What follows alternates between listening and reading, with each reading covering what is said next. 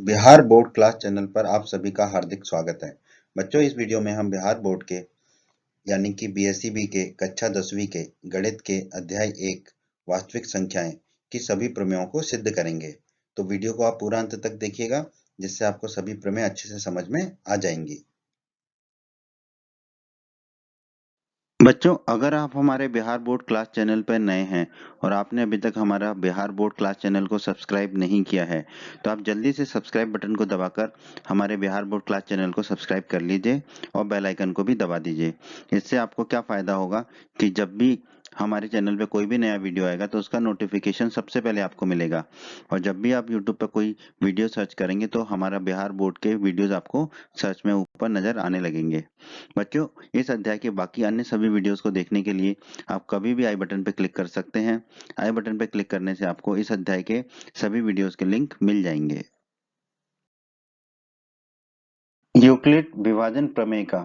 दोस्तों, हम जानते हैं कि प्रमेय का एक ऐसा कथन होता है, ऐसा सिद्ध किया हुआ कथन होता है जिसका प्रयोग हम दूसरे कथन को सिद्ध करने में करते हैं। ठीक है, तो यूक्लिड विभाजन प्रमेय का जो है एक सिद्ध किया हुआ कथन है जिसका प्रयोग हम अन्य कथनों को सिद्ध करने में करेंगे।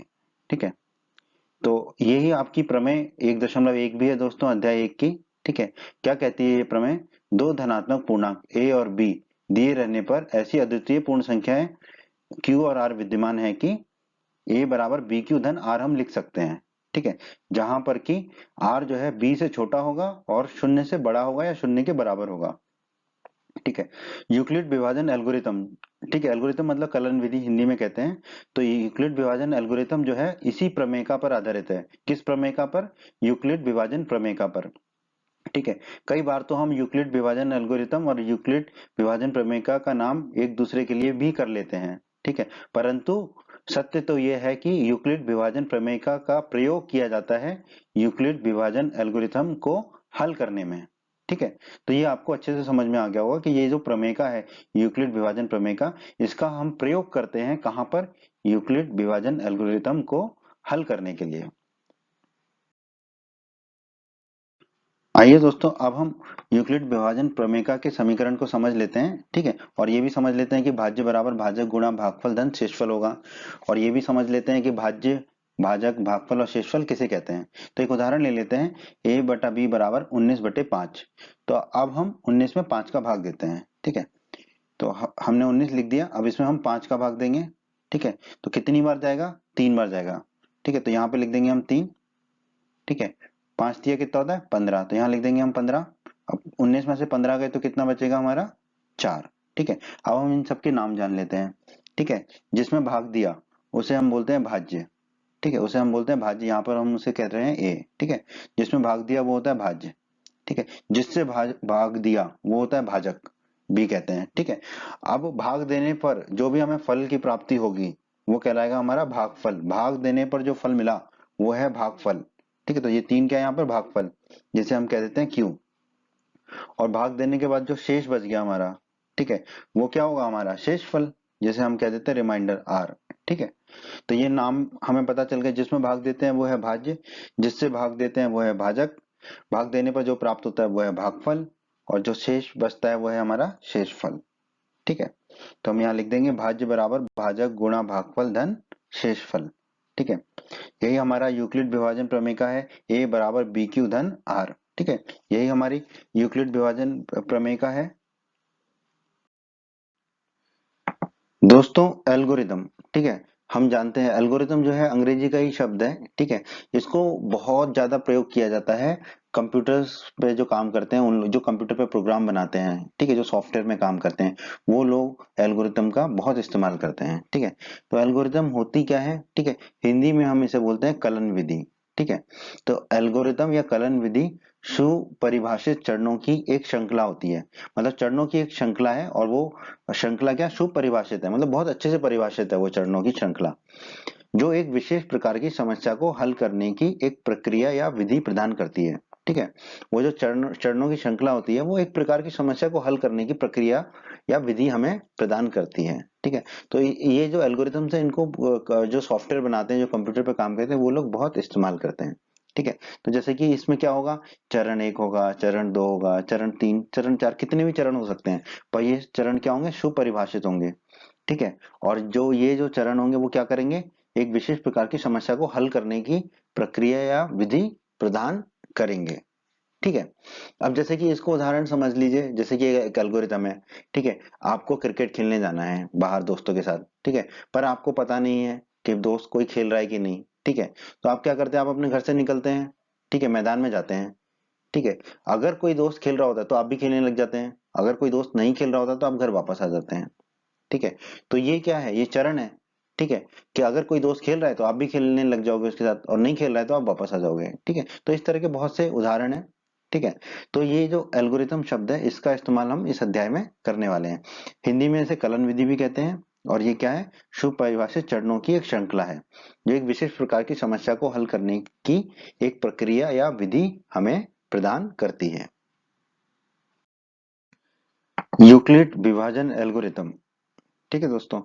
तो यूक्लिड विभाजन एल्गोरिथम जो है वो दो धनात्मक पूर्णांकों का एचसीएफ परिकलित करने की एक तकनीक है। ठीक है। मतलब यूक्लिड विभाजन एल्गोरिथम से हम दो धनात्मक पूर्णांकों का एचसीएफ ज्ञात करते हैं। ठीक है। ठीक है, इस विधि के द्वारा जो है हम दो धनात्मक पूर्णांकों का एचसीएफ ज्ञात करते हैं। किस विधि के द्वारा, यूक्लिड विभाजन एल्गोरिथम के द्वारा। ठीक है। दोस्तों आपको याद होगा कि दो धनात्मक पूर्णांकों जैसे कि ए और बी का जो एचसीएफ है वो वहां सबसे बड़ा पूर्णांक डी होता है जो ए और बी दोनों को पूर्णतः पूरी तरह विभाजित कर देता है। ठीक है। अभी हम एचसीएफ के बारे में और आगे पढ़ेंगे इसी वीडियो में। ठीक है।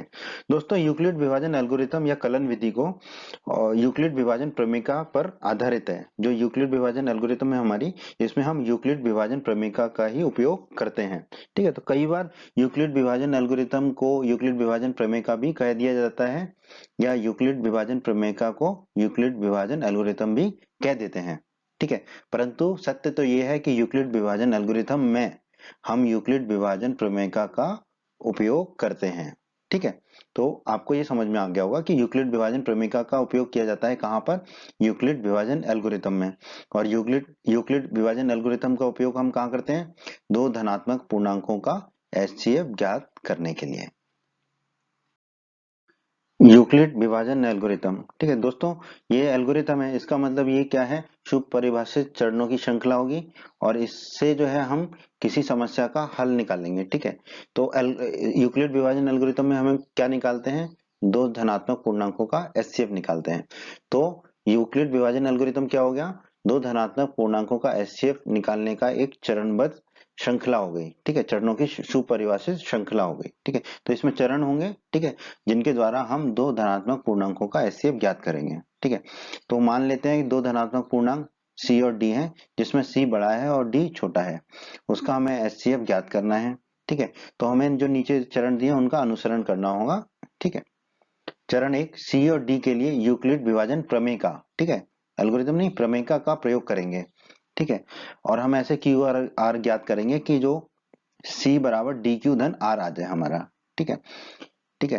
तो सी बड़ा है और डी छोटा है। अब हम सी बराबर ऐसे लिखेंगे कि डी क्यू धन आर हो जाए, और आर क्या होगा हमारा यहाँ पर, आर जो है हमारा डी से छोटा होगा और शून्य से बड़ा होगा या शून्य के बराबर होगा। ठीक है। आर क्या होता है हमारा, शेषफल होता है। क्यू क्या होता है हमारा, भागफल होता है। ठीक है। तो चरण 2 में अब हम देखेंगे चरण 1 को करने के बाद क्या हमें आर शून्य प्राप्त हो रहा है। अगर हमें यहाँ पर आर शून्य प्राप्त होता है तो डी ही क्या होगा हमारा, सी और डी का एचसीएफ होगा। तो जो डी है वही सी और डी का एचसीएफ होगा। परंतु यदि आर जो शेषफल है वो शून्य नहीं है तो फिर हम डी और आर के लिए, ठीक है, यूक्लिड विभाजन प्रमेयिका का प्रयोग करेंगे। ठीक है। चरण 1 में हमने किसके लिए किया था, सी और डी के लिए। लेकिन चरण 2 में यदि आर शून्य नहीं मिलता है तो फिर हम यूक्लिड विभाजन प्रमेयिका का प्रयोग किसके लिए करेंगे, डी और आर के लिए। अब आप देखिए यहाँ पर डी बड़ा होगा और आर छोटा होगा। ठीक है। इस तरह से हम अपने चरणों को करते जाएंगे। कब तक करेंगे, जब तक करेंगे, जब तक इस प्रक्रिया को जारी रखेंगे जब तक हमें शेषफल आर शून्य ना प्राप्त हो जाए। और जब हमें शेषफल आर शून्य प्राप्त हो जाता है तो इसी स्थिति में जो भाजक प्राप्त होता है वही हमारा वांछित एचसीएफ होता है। ठीक है। जब हमें शेषफल शून्य मिल जाता है, ठीक है, उस स्थिति में जो भाजक होता है, ठीक है, जिससे हम भाग देते हैं, ठीक है, वही हमारा क्या होता है, वांछित एचसीएफ होता है। ठीक है। तो ये है यूक्लिड विभाजन एल्गोरिथम। ठीक है, तो यूक्लिड विभाजन एल्गोरिथम पर आधारित सवालों को हम प्रश्नावली 1.1 में हल करेंगे। वहां से आपको यूक्लिड विभाजन एल्गोरिथम और अच्छे से समझ में आ जाएगी। आइए दोस्तों, अब हम एक उदाहरण के जरिए समझ लेते हैं यूक्लिड विभाजन एल्गोरिथम का प्रयोग करके हम एचसीएफ कैसे ज्ञात करते हैं।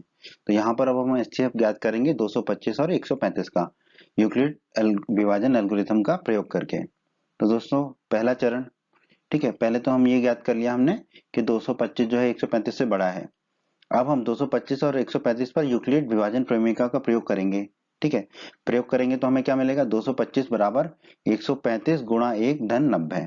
ठीक है, एक ही बार 135 में गुणा जाएगा 1 का। ठीक है, और हमारा जो शेषफल बचेगा वो 90 बचेगा।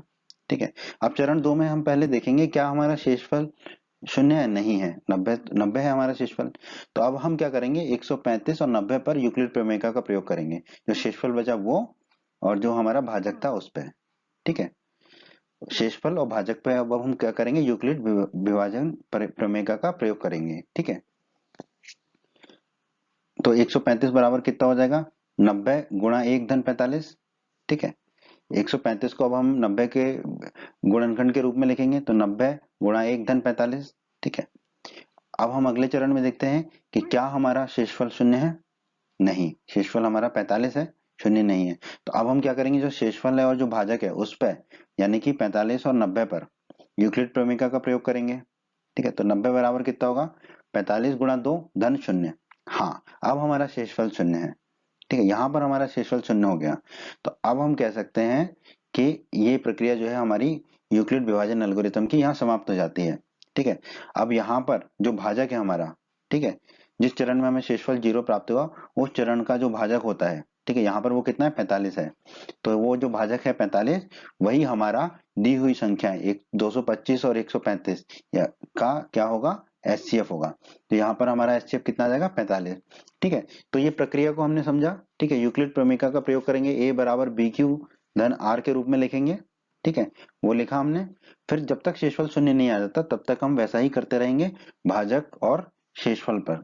ठीक है, और जब शेषफल शून्य आ जाएगा तो जो भाजक होगा हमारा, वही हमारा क्या होगा, एचसीएफ होगा। ठीक है, तो इसी तरह से हमें दोस्तों प्रश्नावली 1.1 के प्रश्नों को हल करना है। अंक गणित की आधारभूत प्रमेय। दोस्तों, ये अध्याय 1 की प्रमेय 1.2 भी है। ठीक है, इसका नाम है अंक गणित की आधारभूत प्रमेय। क्या कहती है ये प्रमेय दोस्तों, प्रत्येक भाज्य संख्या को, ठीक है, हर संख्या जो भाज्य है, मतलब कि जिसके गुणनखंड हो सकते हैं, जिसका भाग दिया जा सकता है जिस संख्या का, ठीक है, हर वैसी संख्या को अभाज्य संख्याओं के गुणनफल के रूप में व्यक्त किया जा सकता है। ठीक है, मतलब कोई संख्या है जो भाज्य संख्या है, ठीक है, तो उस संख्या को अभाज्य संख्याओं के गुणनफल के रूप में व्यक्त कर सकते हैं हम। तथा यह जो गुणनखंड है वो अभाज्य गुणनखंडों के आने वाले क्रम के बिना अद्वितीय होता है। इसका मतलब यह है कि वो जो अभाज्य गुणनखंड है, अगर हम उसके क्रम पर ध्यान ना दें तो ये जितने भी अभाज्य गुणनखंड है ये अद्वितीय होते हैं। अद्वितीय होते हैं मतलब यूनिक होते हैं, मतलब ये एक ही होंगे, इनके अलावा और कुछ नहीं हो सकता। ठीक है, तो आइए इसको एक उदाहरण से समझ लेते हैं हम। ठीक है, जैसे कि 3825। ठीक है, अब हम इसके गुणनखंड देखते हैं क्या होंगे, ये एक भाज्य संख्या है। ठीक है, क्या इसके गुणनखंड अभाज्य संख्या होंगे, देख लेते हैं हम। ठीक है, क्या सिर्फ अभाज्य संख्या होंगे, देख लेते हैं हम। 3 8 2 5 को लिखा। ठीक है, 3 और 8 11, 11 और 2 13 और 5 18। तो ये 3 से भाग जा सकता है। 3 से भाग देखेंगे, 3 एकम 3, फिर 8 3 दूनी 6, फिर 2 2 और 2 22, 3 7 21, एक बचेगा और 5 15। ठीक है, तो ये आ जाएगा 1 2 7 5। अब 1 2 7 5, 1 और 2 3, 3 और 7 10 और 5 15, अभी भी 3 का भाग चला जाएगा। ठीक है, तो 3 का भाग देंगे, 4 तिये 12, 4 तिये 12 और 75 में 25 हो जाएगा, तो ये आ जाएगा 425। ठीक है, 4 और 2 6 और 5 11, अब 3 का भाग नहीं जाएगा इसमें। ठीक है, क्या 4 का भाग जाएगा, वो भी नहीं जाएगा, 5 का जाएगा। तो 5 का भाग देते हैं, 8 पंजे 40 और 5 25। ठीक है, 85 आ जाएगा। 85 में फिर से 5 का भाग देंगे तो 17 मिलेगा हमें। अब 17 में तो 17 का ही भाग देना पड़ेगा, तो हमें 1 मिलेगा। तो हमें ये गुणनखंड मिल गए 3825 के।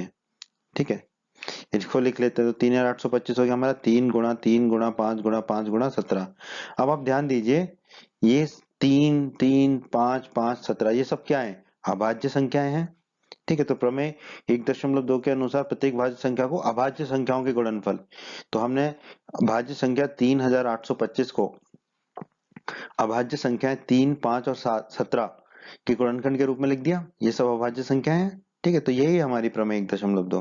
ठीक है, अब हम इसको और हल कर लें तो ये हो जाएगा 3 की घात 2 गुणा 5 की घात 2 गुणा 17, क्योंकि 3 गुणा 3 हो जाएगा 3 की घात 2, 5 गुणा 5 हो जाएगा 5 की घात 2 और 17 को 17 लिख देंगे। ठीक है, तो यही हमारी प्रमेय 1.2 कि प्रत्येक भाज्य संख्या को अभाज्य संख्याओं, जैसे कि यहाँ 3 5 और 17 है, के गुणनफल के रूप में व्यक्त कर सकते हैं।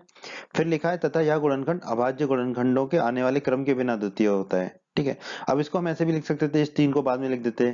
ठीक है, 5 को आगे ले आते। ठीक है, तो क्रम महत्वपूर्ण नहीं है। ठीक है, अगर हम क्रम की बात ना करें तो ये गुणनखंड जो है वो अद्वितीय है, यूनिक है। इनके अलावा और कोई गुणनखंड नहीं होंगे।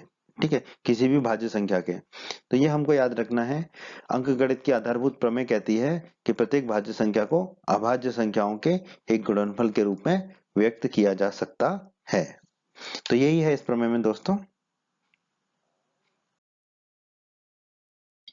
प्रमेय 1.3 बहुत ही आसान प्रमेय है दोस्तों ये। प्रमेय 1.3 कहती है, मान लीजिए p एक अभाज्य संख्या है और यदि p जो है a स्क्वायर को विभाजित करती है तो p a को भी विभाजित करेगी, जहां a एक धनात्मक पूर्णांक है। तो इसका मतलब क्या हुआ कि a एक धनात्मक पूर्णांक है। ठीक है, तो अगर p एक अभाज्य संख्या है, वो एक के वर्ग a स्क्वायर को विभाजित अगर करती है तो p a को भी विभाजित करेगी। दोस्तों प्रमेय 1.3 का प्रयोग करेंगे हम प्रश्नावली 1.3 के प्रश्नों को हल करने में। ठीक है, तो इस प्रमेय को सिद्ध कर लेते हैं हम। ठीक है, जो हमें दिया गया वो लिख लेते हैं। हमें दिया है p a स्क्वायर को विभाजित करती है, ये हमें दिया गया है और हमें सिद्ध करना है कि p जो है a को भी विभाजित करेगी। तो आइए दोस्तों प्रमेय 1.3 को सिद्ध करते हैं। हमने लिखा उत्पत्ति। मान लेते हैं a की अभाज्य गुणनखंड जो है निम्नलिखित है। निम्नलिखित मतलब कि मान लेते हैं कि a बराबर है p1 p2 p3 गुणा गुणा गुणा गुणा pn तक। ठीक है, तो यहाँ पर p1 p2 p3 pn क्या है, अभाज्य संख्याएं हैं। हम जानते हैं अंकगणित की आधारभूत प्रमेय के अनुसार किसी भी भाज्य संख्या के गुणनखंड क्या होते हैं, अभाज्य संख्याएं होती हैं। तो हमने मान ली वो अभाज्य संख्या क्या है, p1 p2 p3 से लेकर pn तक। तो a का वर्ग क्या होगा, a गुणा a लिख दिया हमने। a का मान है p1 गुणा p2 गुणा p3 से pn तक, तो हमने लिख दिया p1 गुणा p2 गुणा p3 से pn तक। दूसरे a का मान भी वही होगा, तो हमने रख दिया p1 गुणा p2 गुणा p3 से लेके pn तक। ठीक है, अब गुणा कर लेंगे तो p1 गुणा p1 हो जाएगा p1 का वर्ग स्क्वायर, p2 गुणा p2 हो जाएगा p2 का स्क्वायर, P3 गुणा P3 हो जाएगा P3 का स्क्वायर, इसी तरह Pn गुणा Pn हो जाएगा Pn का स्क्वायर। तो हमारा स्क्वायर आ जाएगा P1 स्क्वायर गुणा P2 स्क्वायर गुणा P3 स्क्वायर से लेकर Pn के स्क्वायर तक। अब दोस्तों हमें दिया गया है प्रश्न में P जो है, प्रश्न में नहीं प्रमेय में दिया गया है हमें, P जो है a स्क्वायर को विभाजित करता है। ये दिया हुआ है हमें प्रमेय में कि P जो है a स्क्वायर को विभाजित करता है। ठीक है, तो अंकगणित की आधारभूत प्रमेय के अनुसार p जो है a स्क्वायर का एक अभाज्य गुणनखंड होगा। ठीक है, क्योंकि p जो है a स्क्वायर को विभाजित करता है। ठीक है, तो a स्क्वायर के जितने भी अभाज्य गुणनखंड होंगे उनमें से एक p अवश्य होगा। ठीक है, ये अंकगणित की आधारभूत प्रमेय के अनुसार हमने बताया, क्योंकि अंकगणित की आधारभूत प्रमेय कहती है किसी भी भाज्य संख्या को और अभाज्य संख्याओं के गुणनखंड के रूप में हम लिख सकते हैं। ठीक है, तो अगर p a स्क्वायर को विभाजित करता है तो p अवश्य ही रूप से a स्क्वायर का एक अभाज्य गुणनखंड होगा। तो दोस्तों हमने अपनी सुविधा के लिए थोड़ा सा रब कर दिया, पर बाकी चीजें लिखी हुई है यहाँ पर, जैसे कि a का मान p1 p2 p3 और जो है p1 p2 p3 क्या है, हमारे अभाज्य संख्याएं हैं। और अंकगणित के आधारभूत प्रमेय के अनुसार p जो है a स्क्वायर का एक अभाज्य गुणनखंड है। ठीक है, p जो है a स्क्वायर का अभाज्य गुणनखंड होगा, क्यों, क्योंकि p जो है a स्क्वायर को विभाजित करता है और a स्क्वायर का मान हमने लिखा है p1 p2 p3 से लेके pn गुणा में फिर वही चीज p1 p2 p3 से लेके pn तक। तो दोस्तों अंकगणित के आधारभूत प्रमेय की अद्वितीयता के गुण के प्रयोग कर हम पाएंगे कि a स्क्वायर के अभाज्य गुणनखंड क्या है। यहाँ देखिए a का वर्ग क्या है, p1 p2 p3 से लेके pn तक गुणा p1 p2 p3 से लेके pn तक। तो अभाज्य p1 गुणा p1 p1 का वर्ग हो जाएगा, लेकिन अभाज्य गुणनखंड तो P1 P2 P3 Pn ही निकलेंगे, ठीक है ना। तो ए स्क्वायर के अभाज्य गुणनखंड क्या होंगे, केवल P1 P2 P3 से लेके Pn तक होंगे, ठीक है। इसलिए जो P जो है वो P1 P2 P3 से लेके Pn में से ही कोई एक होगा, क्योंकि P जो है ए स्क्वायर का एक अभाज्य गुणनखंड है और ए स्क्वायर के अभाज्य गुणनखंड क्या है, P1 से P2 P3 से लेके Pn तक।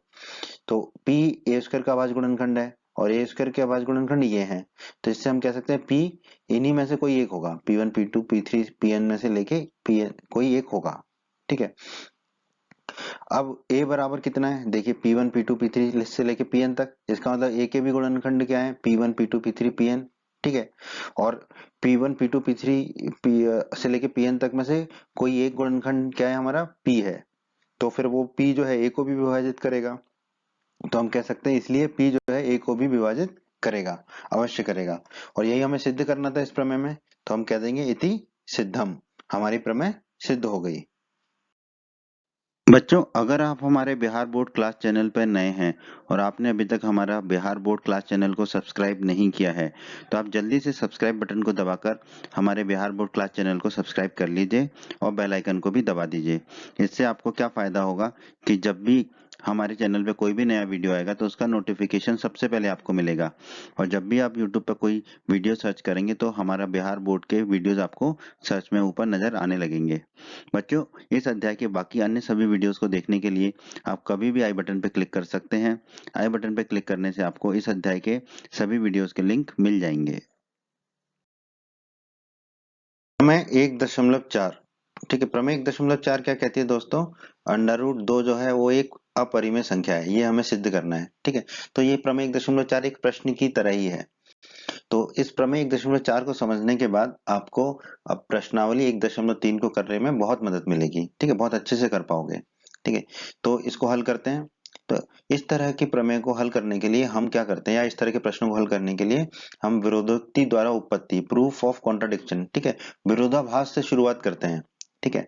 विरोधाभास का मतलब क्या होता है कि जो दिया गया है उसका हम उल्टा मान लेते हैं, ठीक है, कि उसका उल्टा सत्य है, और फिर उस उल्टा जो सत्य है उसको हम गलत साबित कर देते हैं।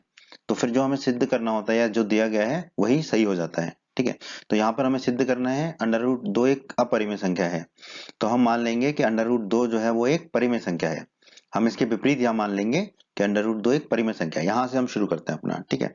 अब √2 अगर एक परिमेय संख्या है तो दो पूर्णांक a और b ऐसे होंगे कि √2 बराबर a बटा b, ठीक है। हम जानते हैं कि किसी भी परिमेय संख्या को, ठीक है, ये आपने अध्याय 1 के परिचय के वीडियो में पढ़ा है, किसी भी परिमेय संख्या को p बटा q के रूप में लिख सकते हैं, जहां पर p और q पूर्णांक होते हैं।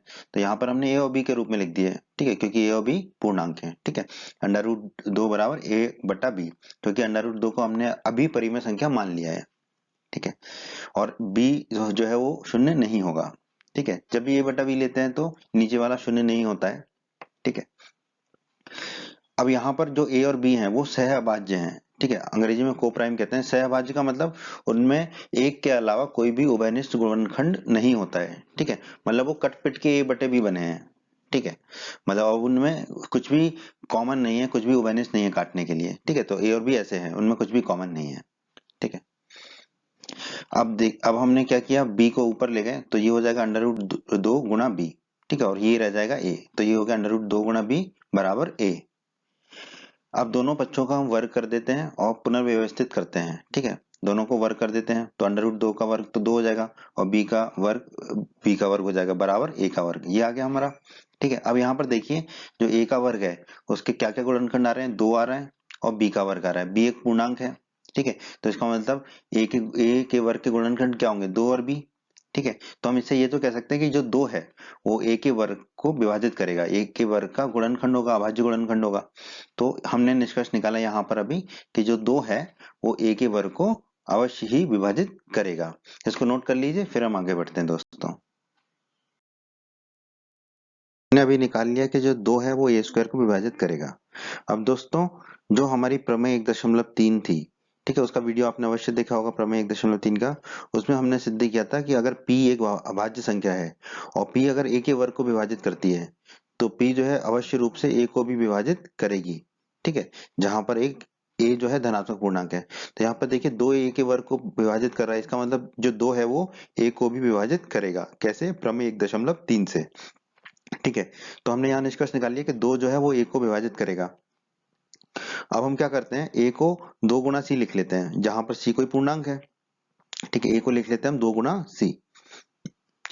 ठीक है, अब ए के मान को प्रतिस्थापित कर देते हैं हम कहाँ पर, 2b² बराबर ए स्क्वायर में। ठीक है, तो 2b² बराबर ए की जगह क्या रख देंगे यहाँ पर, 2c। तो 2c रख दिया, ये 2c का वर्ग हो जाएगा। अब 2c का वर्ग कितना आ जाएगा, 2 का वर्ग होता है 4 और c का वर्ग c का वर्ग होगा। ठीक है, तो 2 गुणा b का वर्ग बराबर आ गया 4 गुणा c का वर्ग। ठीक है, अब 2 से 2 कट जाएगा तो b का वर्ग कितना आ जाएगा, 2 गुणा c का वर्ग, यही आ जाएगा। ठीक है, अब जो है, अब आप देखिए b के वर्ग के क्या क्या गुणनखंड आ रहे हैं, 2 आ रहा है और c का वर्ग आ रहा है। ठीक है, c का वर्ग है तो इसका मतलब हम कह सकते हैं कि जो b का वर्ग है उसके अभाज्य गुणनखंड क्या है, 2 और c। ठीक है, अभाज्य गुणनखंड 2 और c है, इसका मतलब b के वर्ग को 2 और c विभाजित करेंगे। ठीक है, तो हम यहाँ पे लिख लिए, अतः 2 जो है b के वर्ग को विभाजित करेगा। ठीक है, ये निष्कर्ष निकल आया यहाँ से कि 2 जो है b के वर्ग को विभाजित करेगा। अब फिर से प्रमेय 1.3 कि अगर P जो है A के वर्ग को विभाजित करता है तो P A को भी विभाजित करेगा। तो अगर 2 B के वर्ग को विभाजित करता है तो 2 जो है B को भी विभाजित करेगा। तो हमने लिख लिया, अतः 2 जो है B को भी विभाजित करेगा। ठीक है, 2 जो है B को भी विभाजित करेगा। अब देखिए 2 जो है A को भी विभाजित करेगा, 2 जो है B को भी विभाजित करेगा। ठीक है, तो हम कह सकते हैं कि A और B में कम से कम एक उभयनिष्ठ गुणनखंड 2 अवश्य है, क्योंकि 2 जो है A को भी विभाजित कर रहा है और 2 जो है B को भी विभाजित कर रहा है। तो 2 जो है दोनों को विभाजित कर रहा है। ठीक है, इसका मतलब 2 क्या है, उभयनिष्ठ गुणनखंड है किसका, A और B का। ये हमने यहाँ पे निकाल लिया अभी, इसको लिख लीजिए, फिर हम आगे बढ़ते हैं। तो दोस्तों अभी तक हमने माना था कि अंडर रूट 2 जो है परिमेय संख्या है। ठीक है, और अंडर रूट 2 क्या है, a बटा b परिमेय संख्या है। तो ठीक है, जहां पर a और b सहभाज्य थे हमने जो माना था। ठीक है, और a और b के एक के अतिरिक्त कोई उभयनिष्ठ गुणनखंड नहीं है। ठीक है, ये हम जो मान के चले थे उसके हिसाब से है। ठीक है, अभी अभी हमने निकाला प्रमेय को हल करते समय कि a और b का कम से कम एक उभयनिष्ठ गुणनखंड क्या है, 2 है। ठीक है, पर इससे तो विरोधाभास हो रहा है इन दोनों कथनों में। ठीक है, जो हमने माना था उस हिसाब से तो ए और बी का एक के अतिरिक्त कोई उभयनिष्ठ गुणनखंड नहीं है। पर जब हम इसको हल करते गए तो हमें पता चला कि ए और बी का कम से कम एक उभयनिष्ठ गुणनखंड है, 2। ठीक है, तो ये विरोधाभास आ रहा है। ठीक है, कि ए और बी का उभयनिष्ठ गुणनखंड 2 आ रहा है, पर हमने माना था कि उभयनिष्ठ गुणनखंड ए और बी का एक के अतिरिक्त कोई नहीं है। तो ये विरोधाभास क्यों आ रहा है, यह विरोधाभास हमें इसलिए आ रहा है क्योंकि हमने एक त्रुटिपूर्ण कल्पना कर ली थी। हमने जो कल्पना की थी कि अंडर रूट 2 एक परिमेय संख्या है, वो हमारी त्रुटिपूर्ण कल्पना थी। इसका मतलब वो हमारी कल्पना गलत थी। इसका मतलब अंडर रूट 2 जो है वो एक परिमेय संख्या नहीं है। तो अंडर रूट 2 अगर एक परिमेय संख्या नहीं है तो हम निष्कर्ष निकाल सकते हैं कि अंडर रूट 2 जो है वो एक अपरिमेय संख्या है। और यही हमें सिद्ध करना था प्रमेय 1.4 में कि अंडर रूट 2 जो है एक अपरिमेय संख्या है। दोस्तों इस तरह से आप अंडर रूट 3 अंडर रूट 5 सभी अपरिमेय संख्याओं को सिद्ध कर सकते हैं, बिल्कुल इसी विधि से। ठीक है, प्रश्नावली 1.3 के प्रश्नों को भी हल करने के लिए यही विधि आपको लगानी है। बहुत आसान विधि है, उम्मीद करता हूं आपको ये विधि समझ आई होगी। 1.5 दोस्तों प्रमेय 1.5, 1.6 और 1.7 एक जैसे ही हैं करीब करीब, और इन तीनों प्रमेयों का जो उपयोग है वो आप करेंगे प्रश्नावली 1.4 के प्रश्नों को हल करने के लिए। ठीक है, तो आइए अब हम प्रमेय 1.5 को देख लेते हैं। प्रमेय 1.5 कहती है, मान लीजिए x एक ऐसी परिमेय संख्या है। ठीक है, तो परिमेय संख्या है, परिमेय संख्या क्या होती है वो आपने अध्याय 1 के परिचय के वीडियो में पढ़ लिया है, नहीं देखा है तो अवश्य देखें। ठीक है, मान लीजिए x एक ऐसी परिमेय संख्या है जिसका दशमलव प्रसार शांत है। ठीक है, दशमलव प्रसार शांत है मतलब दशमलव के कुछ अंकों के बाद शून्य आना शुरू हो जाता है। ठीक है, एक x ऐसी एक परिमेय संख्या है। परिमेय संख्या है तो मतलब कि x को हम p बटा q के रूप में लिख सकते हैं। ठीक है, ये परिमेय संख्या की परिभाषा थी कि किसी भी संख्या को अगर हम p बटा q के रूप में लिख सकते हैं, व्यक्त कर सकते हैं, तो वो संख्या परिमेय संख्या कहलाती है, जहां पर p और q क्या होते हैं, हमारे पूर्णांक होते हैं। ठीक है, तो अगर एक ऐसी परिमेय संख्या है x जिसका दशमलव प्रसार शांत है, ठीक है, और यहाँ पे p और q क्या होते हैं, सहभाज्य होते हैं, मतलब इनमें कोई भी कॉमन फैक्टर नहीं होता है, कोई भी उभयनिष्ठ गुणनखंड नहीं होता है। ठीक है, मतलब कुछ भी काटने के लिए नहीं बचता इनमें, सब कुछ काटने पीटने के बाद हमें पी और क्यू मिलते हैं। ठीक है, तो पी और क्यू ऐसे हैं, सब कुछ काटने पीटने के बाद जो बचा वो है पी और क्यू। ठीक है, तो जो क्यू के अभाज्य गुणनखंड होंगे, ठीक है, जब पी और क्यू सहभाज्य हैं, ठीक है, और एक्स बराबर पी बटे क्यू है, ठीक है, और एक्स ऐसी परिमेय संख्या है जिसका दशमलव प्रसार शांत है, उस कंडीशन में, उस केस में क्यू के जो अभाज्य गुणनखंड होंगे वो 2 की घात n गुणा 5 की घात m के रूप के होंगे। ठीक है, यानी कि क्यू के जो अभाज्य गुणनखंड होंगे, ठीक है, उसमें या तो 2 की घात होगी या 5 की घात होगी, ठीक है, या दोनों की होगी। इसके अलावा और कोई भी अभाज्य गुणनखंड नहीं होगा। ठीक है, ये प्रमेय 1.5 कहती है। ठीक है, और उसी आधार पे हमें कुछ प्रश्नों को हल करना है प्रश्नावली 1.4 में। और यहाँ पर n और m क्या है? ऋणोत्तर पूर्णांक है। ऋणोत्तर पूर्णांक का मतलब होता है जो पूर्णांक ऋणात्मक पूर्णांक नहीं है। ठीक है, ऋणात्मक पूर्णांक के अलावा, तो ऋणात्मक पूर्णांक के अलावा क्या होता है? शून्य और धनात्मक पूर्णांक। ठीक है, तो n और m जो है या तो शून्य हो सकते हैं या धनात्मक पूर्णांक हो सकते हैं। ठीक है, तो इस प्रमेय को फिर से देख लीजिए कि x एक ऐसी परिमेय संख्या है जिसका दशमलव प्रसार शांत है। ठीक है, तो x को हम p बटे q के रूप में तो लिख ही सकते हैं क्योंकि वो परिमेय संख्या है। ठीक है, और p और q को सब कुछ काटने पीटने के बाद लिखा हमने। ठीक है, तो p और q सहभाज्य हैं। उस केस में जो हमें q प्राप्त होगा, उस q के जो अभाज्य गुणनखंड होंगे वो 2 की घात और 5 की घात या दोनों की घात के रूप में ही हो सकते हैं, और कोई भी अभाज्य गुणनखंड उसके नहीं होंगे। और n और m का मान जो है शून्य या धनात्मक पूर्णांक होगा। ठीक है, अब हम इसको एक उदाहरण से समझ लेते हैं इस प्रमेय को। आइए दोस्तों, अब हम प्रमेय 1.5 को एक उदाहरण के माध्यम से समझने का प्रयास करते हैं। ठीक है, प्रमेय 1.5 कहती है मान लीजिए x एक परिमेय संख्या है जिसका दशमलव प्रसार शांत है। तो हमने x बराबर एक परिमेय संख्या ले ली 0.009375। ठीक है, इसका दशमलव प्रसार शांत है क्योंकि 5 के बाद कोई भी अंक नहीं आ रहा है। ठीक है, x एक परिमेय संख्या है तो x को p बटे q के रूप में व्यक्त कर सकते हैं, तो x को हम p बटे q के रूप में व्यक्त करेंगे। किंतु p और q क्या है? सहभाज्य है। सहभाज्य मतलब p और q में कुछ भी उभयनिष्ठ नहीं है, कुछ भी कॉमन नहीं है, कुछ भी एक दूसरे में काटने का नहीं होगा। ठीक है, वो हमारा p और q कहलाएगा। ठीक है, तो हमने x बराबर लिख लिया 0.009375। अब अगर हमें दशमलव हटाना है तो क्या करना होता है? बहुत ही आसान तरीका होता है। दशमलव के बाद जितने भी अंक आ रहे हैं, ठीक है, उतने उसमें उतना भाग दे देते हैं हम 10 की घात का। ठीक है, जैसे कि दशमलव के बाद यहाँ आ रहे हैं 1 2 3 4 5 6, तो दशमलव हटा देंगे और बट्टे में रख देंगे 10 की घात 6। ठीक है, तो ये दशमलव हटा देंगे तो आ जाएगा 0.009375। ठीक है, बट्टे में क्या रखना होगा हमें? दशमलव के बाद जितने अंक थे हमारे, दशमलव के बाद 6 अंक थे तो 10 की घात 6। ठीक है, इस तरह से हम इसको हल करते हैं। अब 10 की घात 6 का मतलब क्या होता है? एक के बाद 6 शून्य लगा देंगे। ठीक है, और ये ऊपर वाले 2 शून्य का तो कोई मतलब नहीं है क्योंकि ये शुरू में आ रहे हैं। तो हम x बराबर लिख देंगे 9375 बटे एक के बाद 6 शून्य लगा देंगे। अब हमें p बटे q ज्ञात करना है जो कि सहभाज्य हो, मतलब कुछ भी कॉमन नहीं हो। तो यहाँ पर x में जो जो कट रहा है वो काट देंगे हम ऊपर नीचे। तो आप देखेंगे ऊपर और नीचे जो है 25 का भाग दिया जा सकता है। तो ऊपर और नीचे जब हम 25 का भाग देंगे तो ऊपर बचेगा 375 और नीचे बचेगा 40,000। अभी भी ऊपर और नीचे 25 का भाग जा सकता है, तो ऊपर और नीचे 25 का भाग देंगे तो ऊपर बचेगा 15, नीचे बचेगा 1600। ठीक है, 40,000 में 25 का भाग देंगे तो बचेगा 1600। अभी भी ऊपर और नीचे 5 का भाग जा सकता है, ऊपर 5 का भाग देंगे तो बचेगा 3, नीचे 5 का भाग देंगे तो बचेगा 320। अब आप देखेंगे कि ऊपर और नीचे अब कुछ भी नहीं कट रहा है, अब हम कह सकते हैं कि ये सहअभाज्य है। तो अब जो हमें मिला वो मिला हमें p बटा q। ठीक है, तो इसको हम कह देंगे p बटा q। तो p बटा q क्या होगा हमारा? 3/320। p बटा q हमारा 9 या 375 बटे एक के बाद 6 शून्य नहीं होगा, ये नहीं है हमारा p बटा q। हमारा p बटा q है ये 3/320 जिसमें कोई भी सहभाज्य नहीं है। अब ये आ गया। अब प्रमेय को देखिए। ठीक है, अब क्या होगा? Q के जो अभाज्य गुणनखंड होंगे वो 2 की घात n और 5 की घात m के रूप में ही होंगे, जहां पर n और m कोई ऋणोत्तर पूर्णांक है। ऋणोत्तर पूर्णांक का मतलब कि शून्य या धनात्मक पूर्णांक है।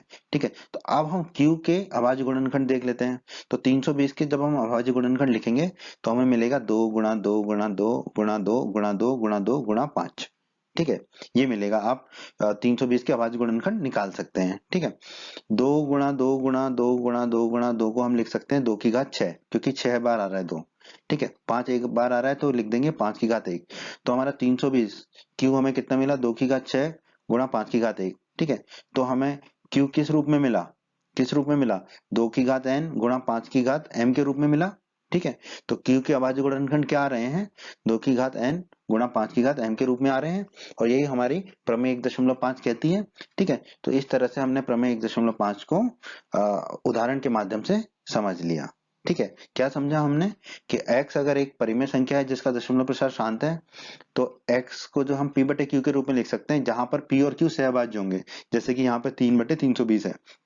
तो उस केस में q के जो अभाज्य गुणनखंड होंगे वो 2 की घात या 5 की घात या 2 और 5 दोनों की घात के ही रूप में होंगे, और कोई अभाज्य संख्या नहीं होगी q में। ठीक है, q के अभाज्य गुणनखंड में। ठीक है, तो ये थी हमारी प्रमेय 1.5 दोस्तों।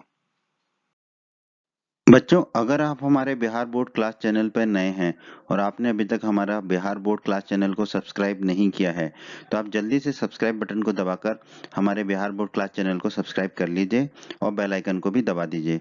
इससे आपको क्या फायदा होगा कि जब भी हमारे चैनल पे कोई भी नया वीडियो आएगा तो उसका नोटिफिकेशन सबसे पहले आपको मिलेगा, और जब भी आप यूट्यूब पर कोई वीडियो सर्च करेंगे तो हमारा बिहार बोर्ड के वीडियोज आपको सर्च में ऊपर नजर आने लगेंगे। बच्चों, इस अध्याय के बाकी अन्य सभी वीडियोस को देखने के लिए आप कभी भी आई बटन पर क्लिक कर सकते हैं। आई बटन पर क्लिक करने से आपको इस अध्याय के सभी वीडियोस के लिंक मिल जाएंगे। प्रमेय 1.6 दोस्तों, प्रमेय 1.6 जो है प्रमेय 1.5 का विलोम है। आपने हमारा प्रमेय 1.5 का वीडियो अवश्य देखा होगा। प्रमेय 1.6 कहती है, मान लीजिए x बराबर p बटा q है, एक परिमेय संख्या है। ठीक है, हम जानते हैं परिमेय संख्या p बटा q के रूप में लिख सकते हैं, जहां पर p और q पूर्णांक होते हैं, और यहाँ पर p और q क्या है, सहअभाज्य हैं। ठीक है, मतलब कि p और q में कुछ भी कॉमन नहीं होना चाहिए, कुछ भी उभयनिष्ठ नहीं होगा, कुछ भी काटने के लिए नहीं बचेगा, सब कुछ काटने के बाद हमें p और q मिलेंगे, x ऐसी संख्या होगी। ठीक है, और q के जो अभाज्य गुणनखंड है वो 2 की घात n गुणा 5 की घात m के रूप में है, या 2 की घात n के रूप में है, या 5 की घात m के रूप में है। मतलब 2 और 5 के अभाज्य गुणनखंड के अलावा और कोई q का अभाज्य गुणनखंड नहीं होगा, सिर्फ 2 का होगा या 5 का होगा या दोनों का होगा, उसके अलावा कुछ नहीं है। ठीक है, ऐसा p बटा q हमें दिया गया है। ठीक है, और यहाँ पर n और m क्या है, ऋणोत्तर पूर्णांक है। ऋणोत्तर पूर्णांक आपने पढ़ाई है परिचय के वीडियो में, और प्रमेय 1.5 में भी, कि शून्य और धनात्मक पूर्णांक को कहते हैं हम ऋणोत्तर पूर्णांक। ऋणोत्तर पूर्णांक मतलब जो ऋणात्मक पूर्णांक नहीं है। ठीक है, वही हमारा ऋणोत्तर पूर्णांक है, मतलब कि शून्य या धनात्मक पूर्णांक। तो n और m के मान या तो शून्य होंगे या धनात्मक पूर्णांक होंगे। ठीक है, तो अगर ऐसा है तो जो x है उसका दशमलव प्रसार क्या होगा, शांत होता है। ठीक है, उसका दशमलव प्रसार शांत होता है। ये कहती है हमारी प्रमेय 1.6। एक प्रमेय 1.6 का भी उपयोग आप करेंगे प्रश्नावली 1.4 के प्रश्नों को हल करने के लिए। अब हम इस प्रमेय 1.6 को एक उदाहरण के माध्यम से समझने का प्रयास करते हैं। आइए दोस्तों, अब हम प्रमेय 1.6 को एक उदाहरण के माध्यम से समझने का प्रयास करते हैं। प्रमेय 1.6 में कहा गया, मान लीजिए x बराबर p बटे q है। ठीक है, जहां p और q सहअभाज्य हैं और एक परिमेय संख्या है। ठीक है, तो हमने एक x बराबर p बटे q ले लिया। ठीक है, 13 बटे 3125। ठीक है, अब p और q सहअभाज्य, अब देखिए 13 और 3125 में कुछ भी कॉमन नहीं है। ठीक है, तो ये हमारा p बटा q है। ठीक है, अब हम क्या करेंगे, ये एक परिमेय संख्या है क्योंकि 13 और 3125 दोनों पूर्णांक हैं। ठीक है, अब हम पहले क्या करते हैं, q के गुणनखंड निकाल लेते हैं। q कितना है, 3125। 3125 के गुणनखंड निकालते हैं। ठीक है, 3125 में 5 का भाग देंगे तो मिलेगा 625। 625 में 5 का भाग देंगे तो मिलेगा 125। 125 में 5 का भाग देंगे तो मिलेगा 25। 25 में 5 का भाग देंगे तो मिलेगा 5। 5 में 5 का भाग देंगे तो मिलेगा 1। तो हमें ये मिल गए 3125 के गुणनखंड, 5 गुणा 5 गुणा 5 गुणा 5। ठीक है, तो हम लिख देंगे q बराबर 3125 बराबर 5 गुणा 5 गुणा 5 गुणा 5 गुणा 5। ठीक है, तो p बटा q कितना हो जाएगा, 13 बटे 3125 की जगह रख देंगे हम 5 गुणा 5 गुणा 5 गुणा 5। ठीक है, 5 गुणा 5 गुणा 5 गुणा 5, ये 5 बार आ रहा है 5, तो हम लिख सकते हैं 5 की घात 5। तो p बटा q हो गया हमारा 13 बटे 5 की घात 5। ठीक है, तो अब आप देखिए q हमारा किस रूप में आ रहा है, q आ रहा है हमारा 2 की घात n गुणा 5 की घात m के रूप में, क्योंकि q के जो अभाज्य गुणनखंड है वो 5 के रूप में है यहाँ पर। ठीक है, 2 नहीं है तो चलेगा। ठीक है, या तो 2 के रूप में होते या 5 के में या दोनों के में, 2 और 5 के, उसके अलावा कुछ नहीं होना चाहिए था। तो 2 और 5 के अलावा कुछ नहीं है, सिर्फ 5 है यहाँ पर। ठीक है, तो q जो है 2 की घात n गुणा 5 की घात m के रूप का है। ठीक है, अब आप कहेंगे कि 2 की घात n तो नहीं है, अब यहाँ पर देखिए n और m ऋणेतर पूर्णांक है, तो n को अगर हम शून्य रख देंगे तो 2 की घात शून्य कितना हो जाएगा, 1। ठीक है, 1 गुणा 5। ठीक है, तो इसलिए जो है जरूरी नहीं है कि 2 की घात और 5 की घात दोनों हो, कोई एक भी हो तो भी हो ठीक है, और दोनों हैं तो भी, पर इन दोनों के अलावा कुछ अभाज्य गुणनखंड नहीं होना चाहिए। तो कोई इन दो और 5 के अलावा कोई अभाज्य गुणनखंड है क्यू का, नहीं है। ठीक है, तो हम कह सकते हैं x बराबर 13 सही 13/3125 का जो दशमलव प्रसार होगा वो क्या होगा, शांत होगा। ठीक है, यही हमारी प्रमेय कहती है 1.6, तब x का दशमलव प्रसार शांत होता है। ठीक है, तो इसको हमने उदाहरण के माध्यम से समझा कि प्रमेय 1.6 कैसे काम करती है। ठीक है, इस प्रमेय का प्रयोग आप करोगे प्रश्नावली 1.4 के प्रश्नों को हल करने के लिए। 1.7 प्रमेय 1.7 जो है प्रमेय 1.5 और प्रमेय 1.6 के जैसे ही है, और इसका भी प्रयोग आप करोगे प्रश्नावली 1.4 के प्रश्नों को हल करने के लिए। तो दोस्तों प्रमेय 1.7 क्या कहती है, मान लीजिए x बराबर p बटा q एक परिमेय संख्या है। ठीक है, जहां पर p और q क्या है, सहभाज्य है। ठीक है, प्रमेय 1.5 और 6 की तरह ही, मतलब p और q में कुछ भी कॉमन नहीं है, कुछ भी उभयनिष्ठ नहीं है, और सारा कुछ काटने पीटने के बाद हमें p बटा q प्राप्त होता है। तब अगर q का अभाज्य गुणनखंड 2 की घात n और 5 की घात m के रूप का नहीं है, ठीक है, 6 में क्या था, के रूप का था, यहाँ पर हम कह रहे हैं कि q का अभाज्य गुणनखंड 2 की घात n गुणा 5 की घात m के रूप का नहीं है, मतलब कि उसमें कोई और भी अभाज्य गुणनखंड है।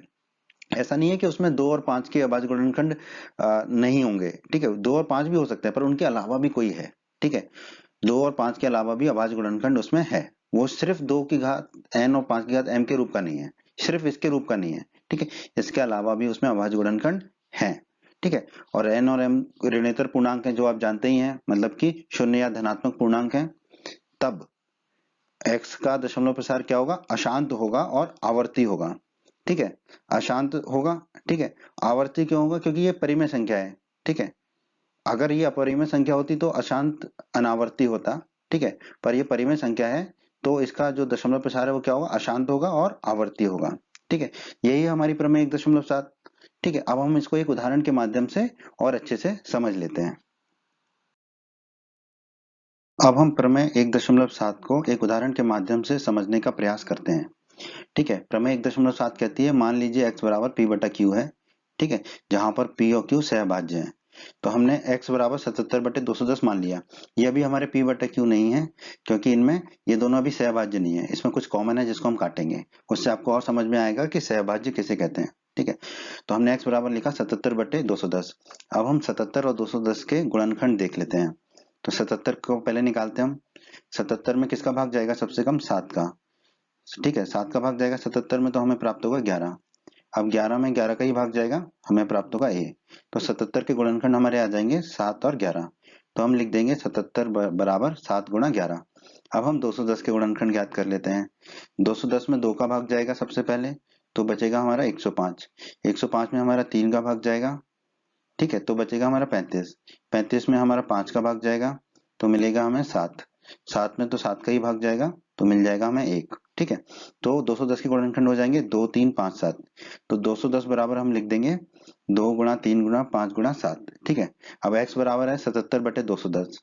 77 की जगह रखेंगे हम 7 गुणा 11, और 210 की जगह रखेंगे 2 गुणा 3 गुणा 5 गुणा 7। ठीक है, तो x बराबर हो जाएगा हमारा 7 गुणा 11। 77 की जगह हमने रख दिया 7 गुणा 11, और 210 की जगह रख देंगे हम 2 गुणा 3 गुणा 5 गुणा 7। तो बट्टे में हो जाएगा 2 गुणा 3 गुणा 5 गुणा 7। अब देखो इन ऊपर और नीचे 7 कॉमन आ रहा है, तो 7 से 7 को काट देंगे, तो बचेगा हमारा 11 बट्टे 2 गुणा 3 गुणा 5। अब देखो ऊपर और नीचे कुछ कॉमन नहीं आ रहा है। ठीक है, तो ऐसे ये है हमारा p बटा q, क्योंकि यहाँ पर अब कुछ भी कॉमन नहीं है, कुछ भी उभयनिष्ठ नहीं है ऊपर और नीचे। ठीक है, तो अब हम कह सकते हैं p और q क्या हमारे सहअभाज्य हैं। ठीक है, तो अब जो मिला हमें वो है हमारा p बटा q। जो हमने लिया था ऊपर वो p बटा q नहीं था। p बटा q क्या हमारा, ये 11 बटे 2 गुणा 3 गुणा 5। तो अब हम लिख देंगे p बटा q बराबर x बराबर p बटा q बराबर 11 बटे 2 गुणा 3 गुणा 5, क्योंकि p और q में कुछ भी कॉमन नहीं होना चाहिए, उभयनिष्ठ नहीं होना चाहिए। ठीक है, अब q बराबर क्या हो जाएगा हमारा, ठीक है, नीचे वाला हर 2 गुणा 3 गुणा 5। ठीक है, अब आप देखिए जो q है वो किस रूप में है, 2 की भी घात 1 है, 3 की घात 1 है, 5 की घात 1 है।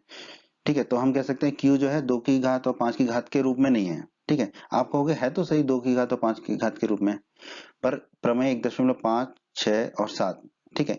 इन सब में इसका मतलब होता है 2 की घात n और 5 की घात m के रूप का, कि सिर्फ इन्हीं की घातों के रूप में होना चाहिए, कोई और की घात नहीं होना चाहिए।